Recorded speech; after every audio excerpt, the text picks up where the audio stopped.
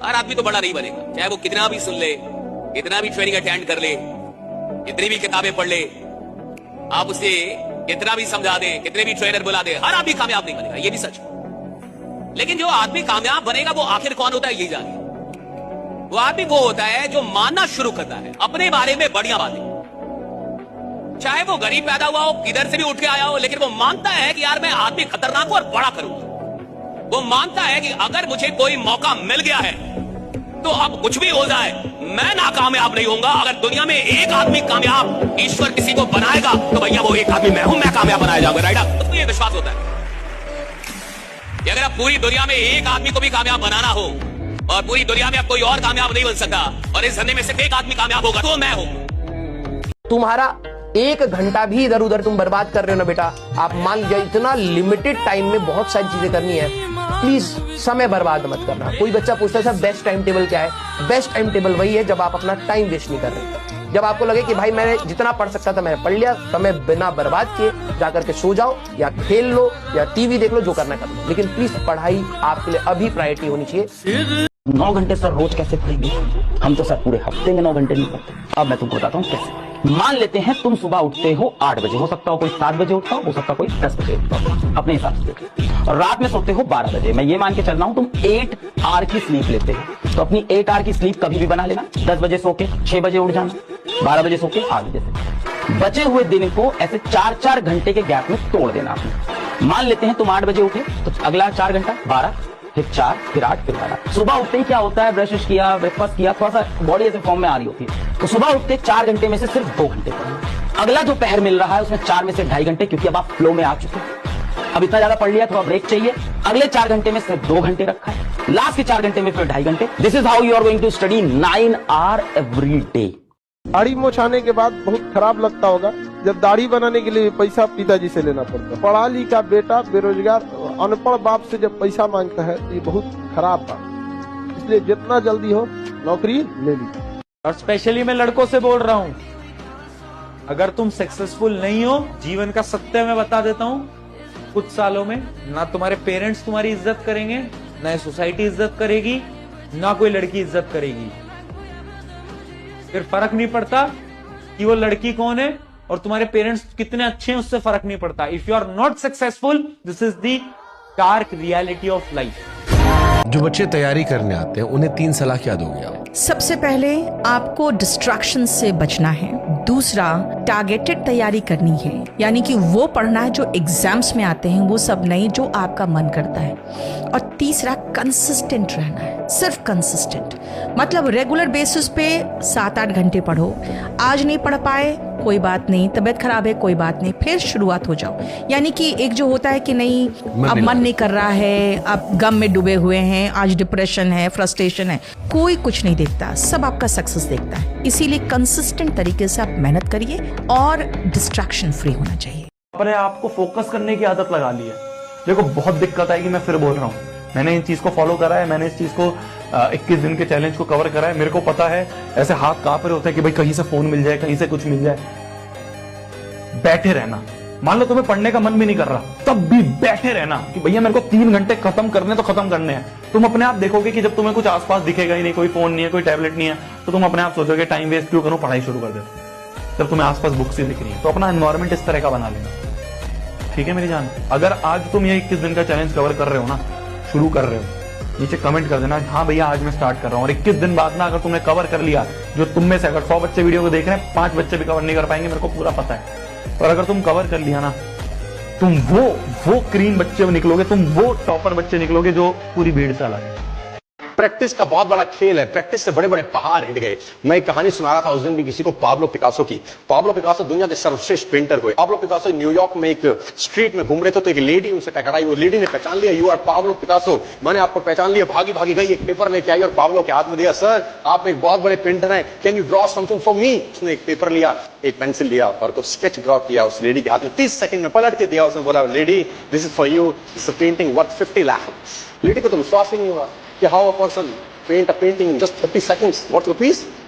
50 lakhs. तो वो lady गई, 3-4 जगह से उसका रेट पता है।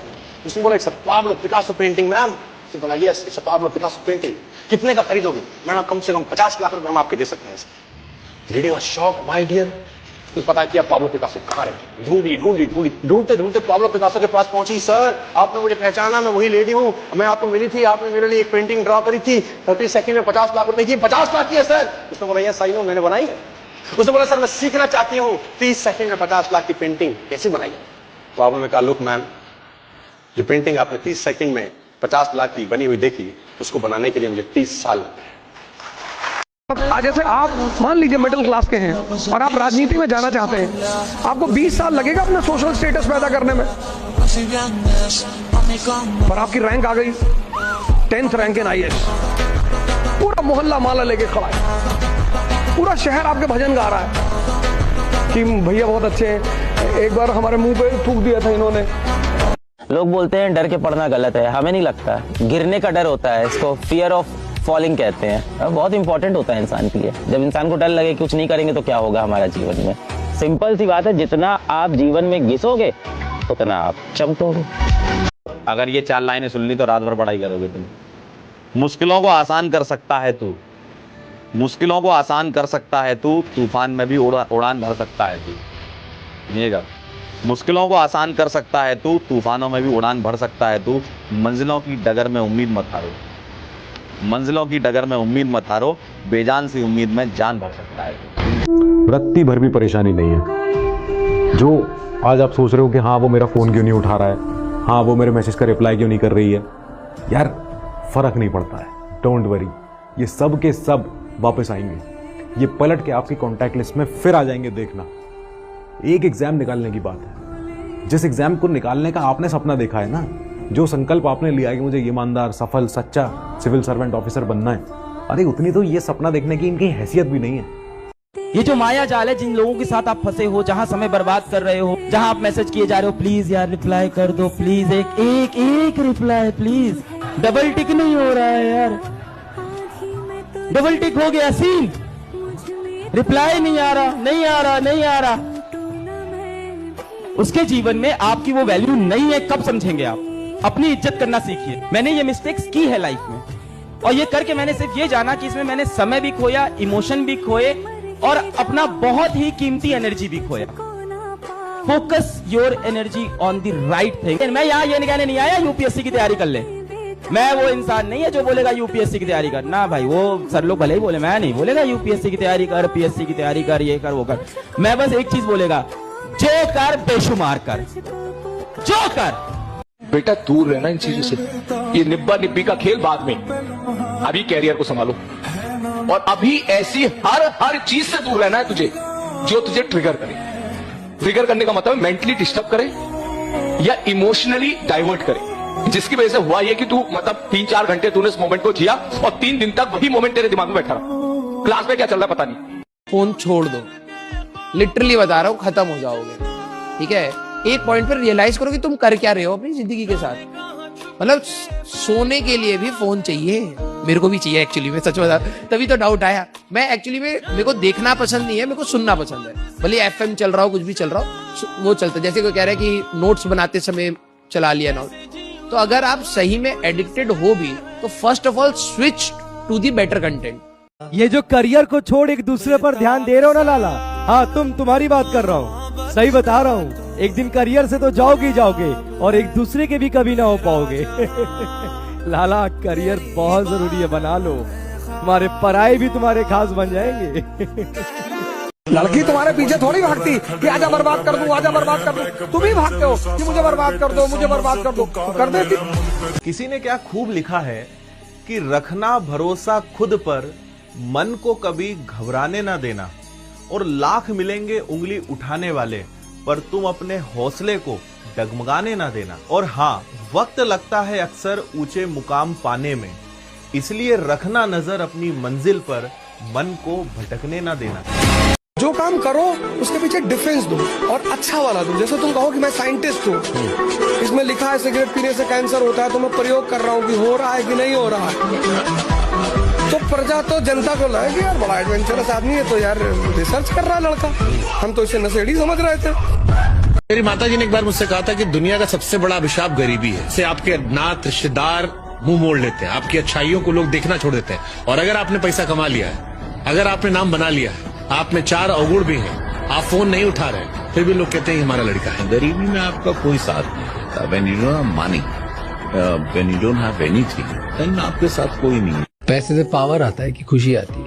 खुशी आएगी, आनंद नहीं आएगा। खुशी कैसे आएगी? आपका मन जैसे ही बेचैन हुआ, अब एक क्लर्क का अगर मन बेचैन हुआ तो वो टीवी खोल के बैठ जाएगा। अगर टीवी नहीं खोलेगा तो पत्नी है तो पत्नी ले लेगा वो। भाई पॉपुलेशन बढ़ने का कारण ये भी माना, गरीबी भी एक कारण माना जाता है कि भाई, लेकिन जिसके पास पैसा है और मन बेचैन हुआ, उसने तो बैग उठाया सीधे स्विट्जरलैंड पहुंचा। पैसा क्या हेल्प करेगा? आपको बिजी रखने में हेल्प करेगा। आप गोवा के कैसीनो में बैठ जाओगे, आप थाईलैंड के मसाज पार्लर में बैठ जाओगे, 40 लोग आपके साथ बैठ के आप रूम में बैठे हैं, जीवन का स्ट्रेस है कि कुछ हो पाएगा कि नहीं हो पाएगा। मोबाइल पे रील देख रहे हैं लोग कितनी चमकती हुई दिवाली मना रहे हैं, कितनी महंगी, कितनी इलीट दिवाली मना रहे हैं। ये कितने अमीर अमीर लोग हैं, नए नए कपड़े पहने हुए हैं, चमकते हुए, इनके घर में कितनी अच्छी अच्छी लाइट लगी है, ये कितने सुंदर लग रहे हैं लोग। और फिर अपनी तरफ देखते हैं कि यार मैं इस रूम में पड़ा हूँ, बिस्तर पे गंदा सा चादर है, पीछे दीवार है जो कि पेंट जिसमें से निकल रहा है, और मैं इस घर में बैठा हूँ और सोच रहा हूँ क्या मेरी दिवाली भी कभी ऐसी होगी। ये रिक्शा वाले गरीब क्यों है पता है? इनके पास इतना बड़ा गिफ्ट है, ये शुगर फ्री है, इनको डायबिटीज ही नहीं है।